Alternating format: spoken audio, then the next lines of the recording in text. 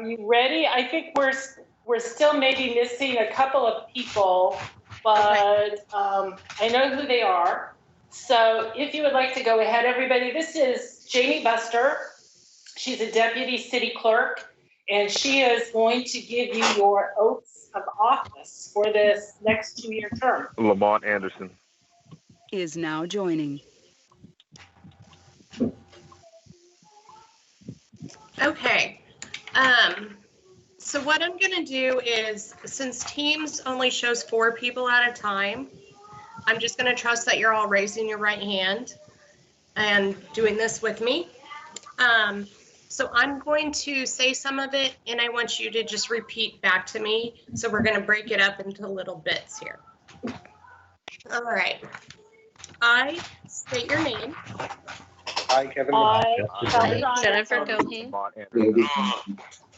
Solemnly swear that I will support the Constitution of the United States. Solemnly swear that I will support the Constitution of the United States And the Constitution of the State of Kansas. and the Constitution of the State of Kansas. And fully discharge the duties of the Library Board. And fully discharge the duties of the Library Board For the City of Wichita, Kansas. So help me God. for the City of Wichita, Kansas. So help me God. All right. So you guys are all sworn in now. You can go ahead and vote at your meetings. Cindy, if you'll just send me a list of everybody that attended, because some of them are phone numbers. Yes. That would be great.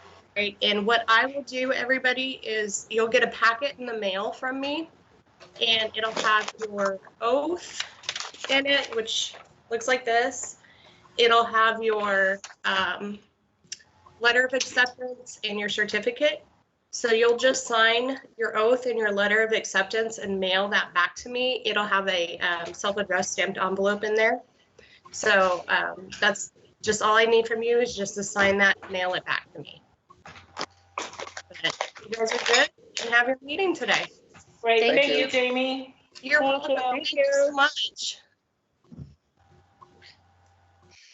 Okay, we'll go ahead and Unknown call the participant is the now meeting exiting. to order. This is Kevin McWhorter, board member. Just a little bit of housekeeping. We'll take this rather slow to make sure everybody is on board with where we're at in the agenda. If you have a comment or question, please just state your name and then board member so that everybody knows who is speaking. And specifically for Sean, who's doing the meeting minutes, and then state whatever your question or comment is. The first thing on the agenda will be to approve the agenda. Everybody should have received their packet. Is there a motion to approve the agenda as provided? Unknown participant is now joining. So moved, Chuck Schmidt, board member. We have a motion by Chuck. Is there a second? board member Lamont Anderson with the second. Thank you. We have a motion and a second. Is there any discussion? Hearing none, all those in favor signify by saying aye. Aye. Same for opposed. Motion carries unanimously. Item number 3 is public comment, but that has been suspended during virtual meetings. Item number 4 will be the approval of the February 18, 2020 meeting minutes. Is there a motion to approve as presented?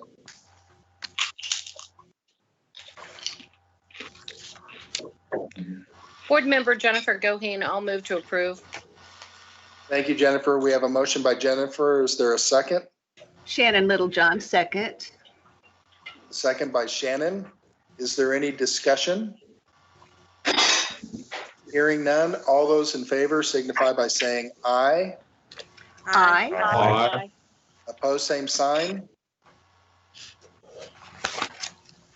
Motion passes. And if there is any no votes or abstentions, just please state your name and such. Item number 6 is new business. We have the financials to approve. All of these were in your document as well. In light of the fact that Aaron is not here, and for simplicity's sake, I will go ahead and go through them.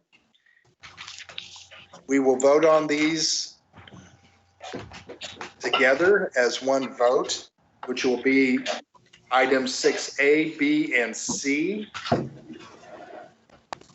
For 6A is the final January 2020 finance report. The general fund bills and the grant fund bills totaled $671,624.82. You want to go? No, either way. The February bills were $716,751.40. And the preliminary March 2020 finance report and bills total $739,544.16. With that, there will be some comments on some of these items from Director Berner. I just want to draw your attention to a few things that you may have noticed going back to January under general fund bills. You may have noticed that we are continuing to be charged for some utilities and trash service at the Central Library. We continue to work on that to get those bills transferred over to Century 2, which was the entity that was supposed to be covering those, either them or Public Works. Last we knew it was Century 2. Those bills don't come to the library, they go directly to the controller's office, so we don't know about that until they've been charged, but we're working on that. Also, under grant fund bills in January, you notice we had some employees that were scheduled to do some travel to go through the Public Library Association conference did happen. That was the last thing that happened, but all of the other travel has since been canceled. So we are awaiting refunds of some of those expenses. In February, I think the only thing I would Lamont Anderson. call your Is attention now to exiting. is, again, general fund bills, still getting some charging of those utilities. And then in March, under the revenue report, obviously we're not getting much revenue once we close to the public, but prior to closing, we had already received half of what we had expected through the state set-off collections. So our revenue through March actually was ahead of projections, which is nice moving into this more difficult financial time. And I believe that was the only thing I'd called out to mention on the bills. Thank you, Cynthia. Does any board member have any questions or comments regarding any of the January, February, or March financial statements?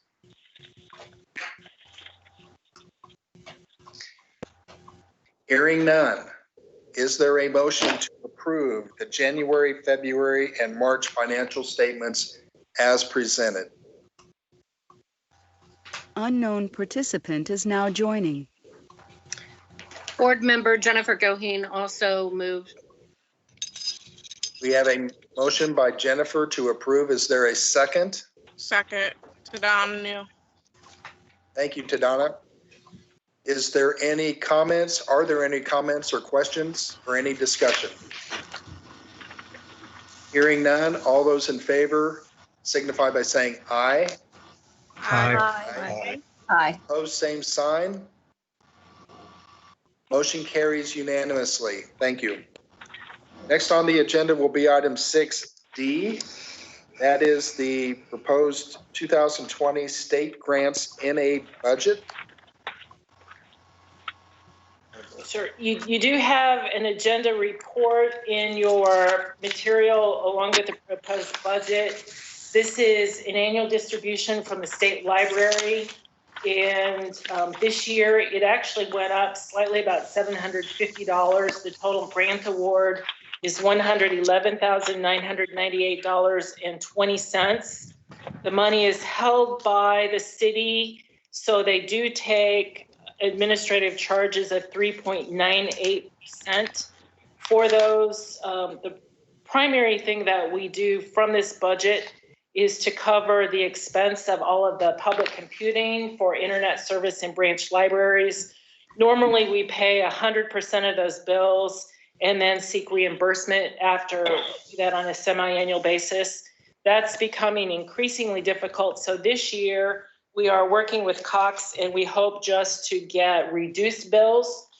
And so we don't have to get that reimbursement back. So we have set this budget up with the expectation that we'll be able to do that. That lets us reallocate money into some other needs, and about $75,000 for other needs. And we're particularly anticipating the need for library materials as we go into more difficult budget times, and because of the cost that we've incurred since we closed to the public for our digital materials. So there is no contract with this. All we need is approval of the library board, and then we can set the budget up and begin to use the grant. Very good. Is there a motion to approve the budget as proposed by staff? Motion to approve, Tadana Neal. We have a motion by Tadana Neal. Is there a second? I'll second. Jennifer Goheen. Thank you, Jennifer. We have a motion and a second. Is there any discussion? Hearing none, all those in favor, please signify by saying aye. Aye. Opposed, same sign. Motion carries. Next on the agenda will be item 6E. That is the proposed 2020 South Central Kansas Library System grant budget. Again, you have an agenda report and the proposed service contract in your packet. This grant comes to the library through a formula. A portion of that is based on the size of the library. A portion is based on the number of people in our active customer database who live outside the taxing district. And then the third portion is the number of interlibrary loans that we lend to other libraries. This year, the grant award has decreased nearly $20,000. We believe that's due in large part to a decrease in our interlibrary loan lending. Some confusion on the part of other libraries about the borrowing fee that we implemented, but also some staffing issues that we had with interlibrary loan, which made it difficult for us to keep up. And on a brighter note, the fact that our circulation has gone up enough that a lot of things that people were asking for simply weren't available. So in this budget, we are proposing doing a set aside of $50,000 for internet connections, just in case we have difficulty with the Cox bills, or in case we aren't funded at the level we expect. The difference between South Central and state aid is state aid has to be fully expended in a calendar year. The South Central grant gives us a 2-year period. So if we don't need that money in 2020, we can roll that over into 2021 and reallocate it for other purposes. We've put a little bit in for staff development, and then increase the amount for library materials in this budget. The library board does not have the authority to sign contracts, so the agreement does need to go to the city council for approval. It has been reviewed as the form and approved by the law department. So our requested action is that you approve the budget and authorize our staff to submit the contract to council for their review and approval. Very good. At this time, is there a motion to approve? Motion to approve, Lamont Anderson. We have a motion by Lamont to approve. Is there a second? Shannon Littlejohn, second. Thank you, Shannon. We have a motion and a second. Is there any discussion, questions, or comments? Hearing none, all those in favor, please signify by saying aye. Aye. Opposed, same sign. Motion carries. Next on the agenda is item number 7, which is the standing committee reports. In light of the fact that none of the committees have met, if any of the committee chairs do have anything they want to share with us, please do so at this time. Jonathan, do you have anything you want to share? No. I do not. Lamont, is there anything you would like to share? No, sir, not at this time. You didn't have any. Very good. Randy Johnston, is there anything you would like to share? Just one thing, our new Southeast branch library at the Wichita Mall, we had pretty much completed all the negotiations on the lease, and it was submitted for final signatures. And I think it was the city manager asked us to postpone that for what, Cynthia, a month or a month and a half? So the lease was ready to go to the city council. The manager asked that we defer that for 30 days. And as we speak, I believe the city council is in a budget workshop and they are considering several capital improvement program projects, including our branch projects, and whether or not they will defer those for a period of 1 to 3 years. Good. So we have asked that we be allowed to go ahead with the Linwood project. We expect the Evergreen project will continue because the neighborhood services side of that project had already been initiated, but we'll have to see what the council chooses to do. Good. Thank you, Randy. Finance Committee Chair is not here today, and I have nothing for the Finance Committee to report either that hasn't already been said. Going to item number 8 will be special committee reports. I don't know if Friends of the Library or the genealogical or the foundation representatives are on with us. Not unless they are just listening and want to chat. You do have a report from the foundation about the Library Day of Giving and a fundraising initiative that actually is a joint effort of the foundation and the Friends. But that's it. Very good. Yeah, that was the last page of your packet if you want to review that. Next item will be the Director of Libraries report. Hey. Cynthia, tell us what's going on. Well, we still have 103 employees on furlough. Those furloughs are being extended through the 3rd of May to correspond with the governor's extension of the stay-at-home order. 19 of our employees have opted to go into without pay status so that they can keep back some vacation time to use after they're called back. The city did initiate a special shared leave program specific to people who are on furlough because of the coronavirus and the inability to be able to work remotely or to be continuing in essential work, which is all of our employees. Everybody who's on furlough is on furlough because the work they do is with the public. And if we don't have public in the buildings, we don't have the work for them to do. So that's a shared leave program where other employees can share vacation or sick leave time. We do have 29 employees as of today who have been certified to take advantage of that shared leave program. And then the remaining employees had enough accrued leave that they are continuing to use that at this time to go through. We are starting to think about what restoration of service will look like for us when that happens. Several of our management team participate in calls with our peers in the Urban Library Council probably every day. Somebody is on a call, and it seems as if the most common expectation is that it will be a phased restoration of service where the first thing that will happen is we'll bring people back. We'll be doing that with masks and gloves. And what we'll do then is to look at probably starting with curbside window pickup.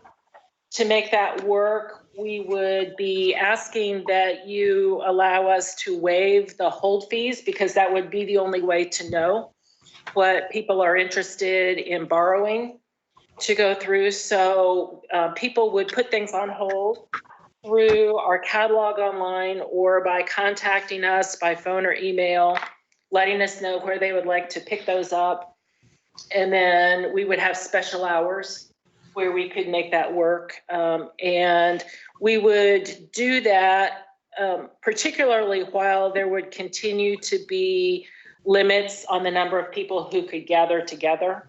One of the challenges we'll have is managing social gathering restrictions in public buildings.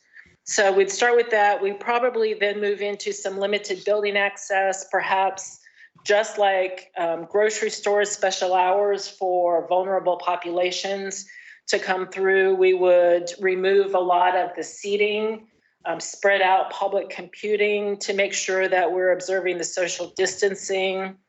Do that for a period of time, watch and make sure that we're not having any other issues, and obviously continue to have an upgraded level of cleaning of the building, particularly high touch areas, things like that.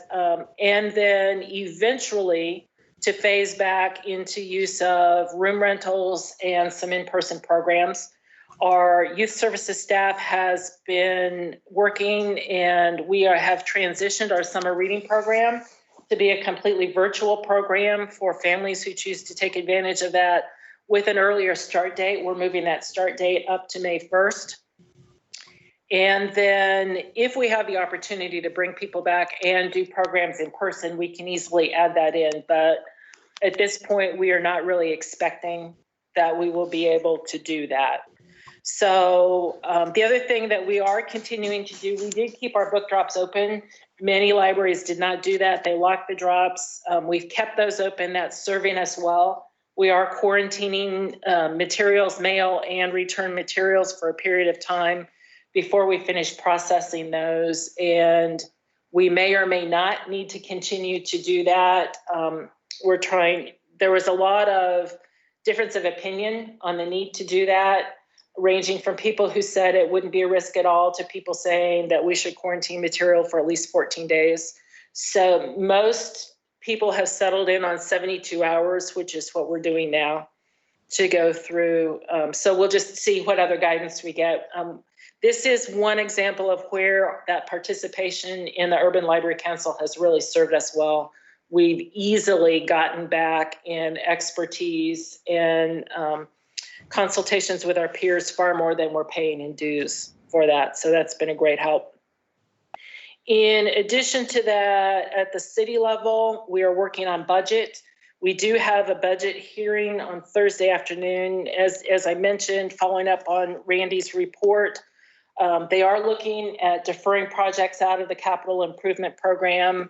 I fully expect everything that was not in 2020 to be deferred out.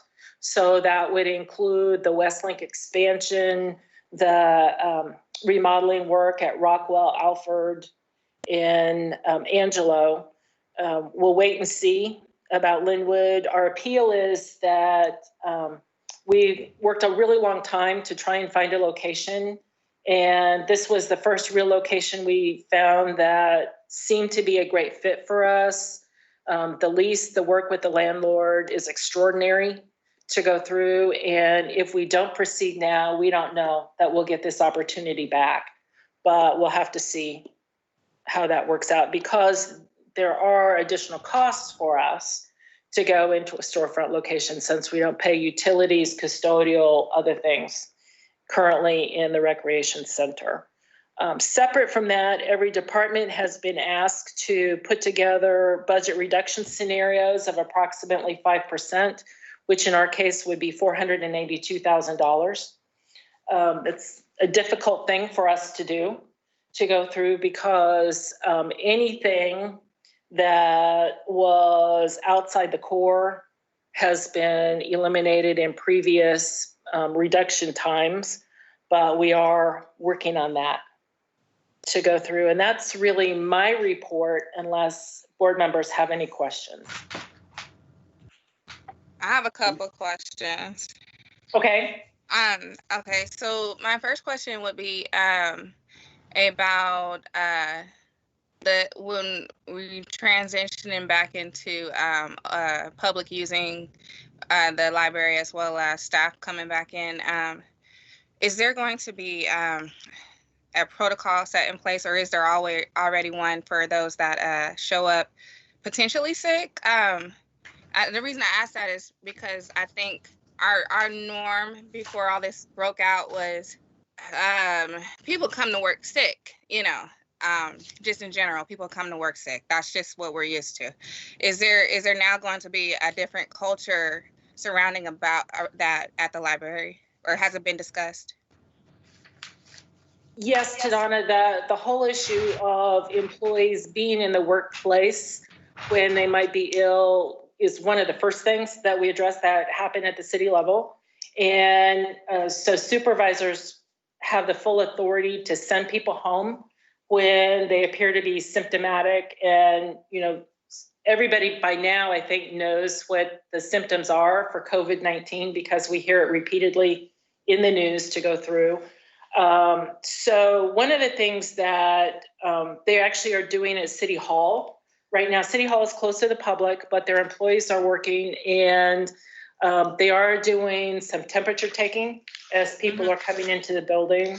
I don't know if that's something that will work its way back to us when we get more people back on a regular basis or not, but I think we'll be following whatever protocols come to us through the city, through the health department, and then any best practices that other libraries are identifying that we can learn from.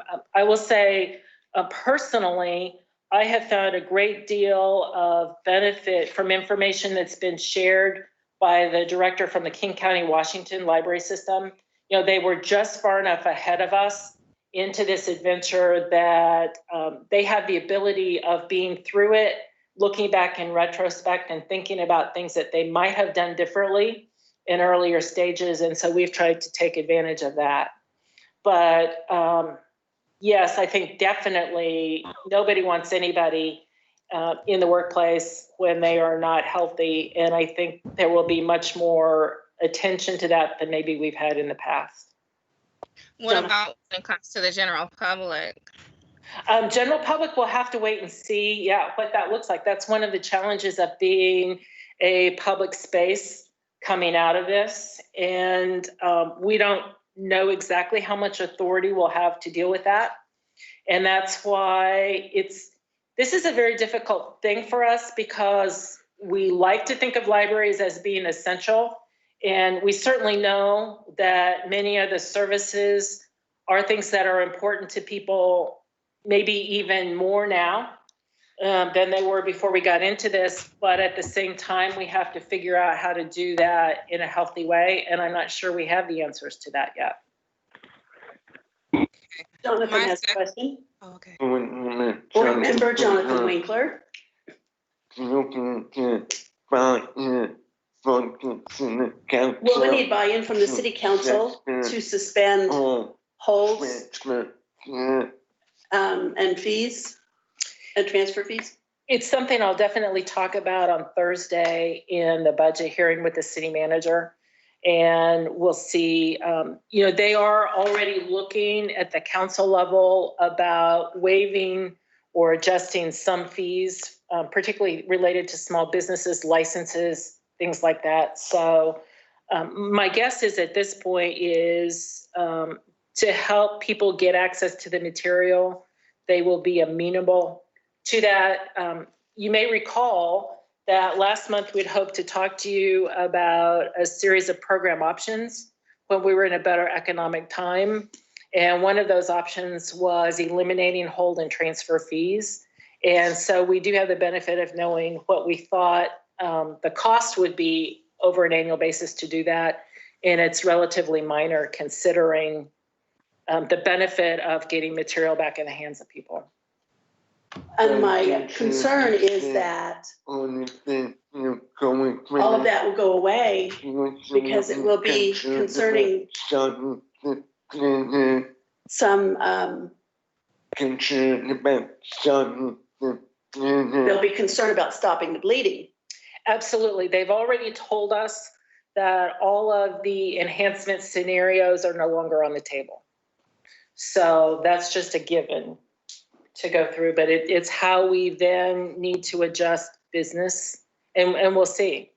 I think that the challenge we'll have is if the only way people can get material is to place it on hold, then we have a real equity issue for people who can afford to do that and people who maybe in this difficult economic time can't afford to do that.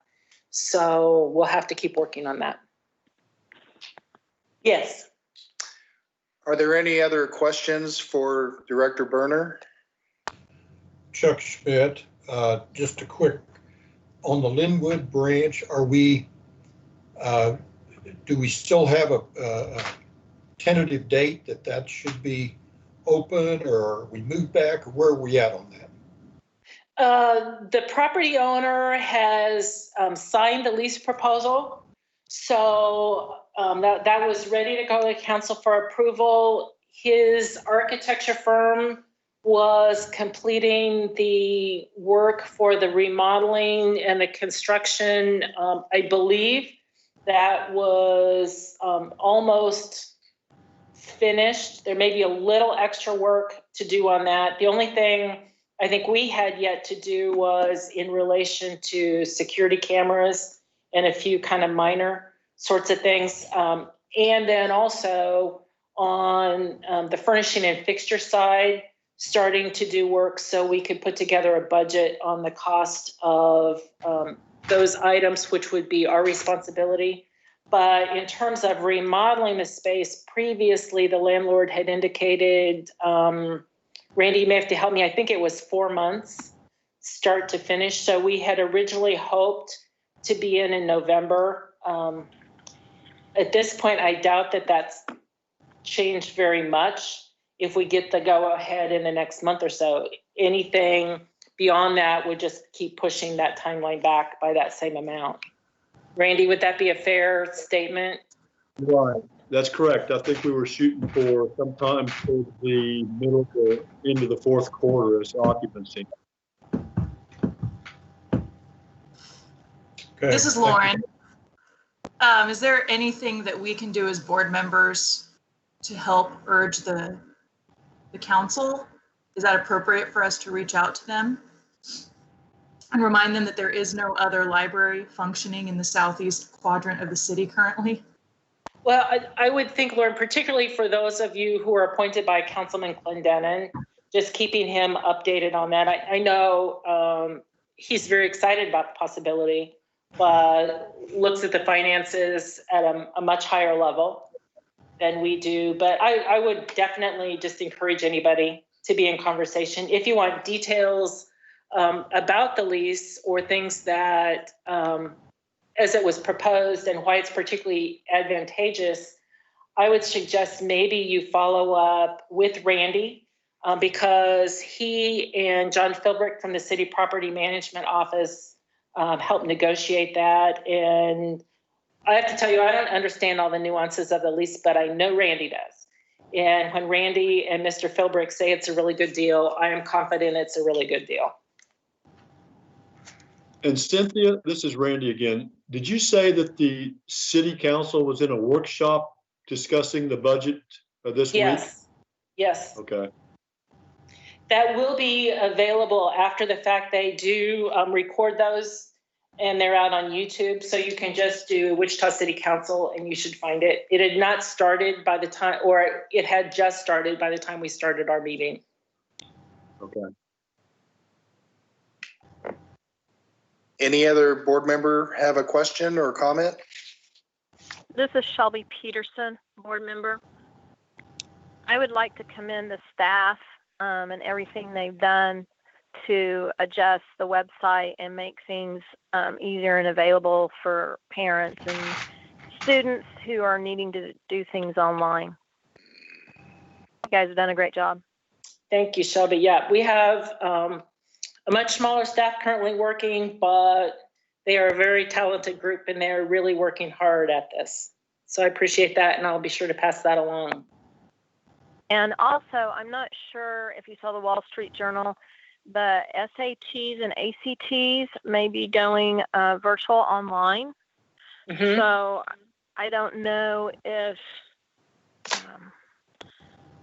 the library can, I don't know. Through the e-card, I know that students can access practice testing for that. So I don't know if that can be pushed through your, website also as a reminder. Yes, we can. We are offering those e-cards through the telephone. People can do those. And I'll make the note about reminding people that they can do those practice tests on Learning Express. So the other thing that John Cleary, who oversees our proctoring service, is doing is working on a way so that we could do remote test proctoring for distance learning students who need that. And it looks like we're going to be able to have that in place by the time people start needing that in a week or so. We'll be doing that through Zoom. Fantastic. Other comments or questions? Hearing none, we'll go to item number 11, which is announcements. Are there any announcements to be made? I do have an announcement / reminder. Next month is your annual meeting. So the nominating committee of Shannon, Jonathan, and Tadana will be bringing forward a slate of officers. And I suspect it's not too late to volunteer your services to any of those individuals. Very good. Any other announcements?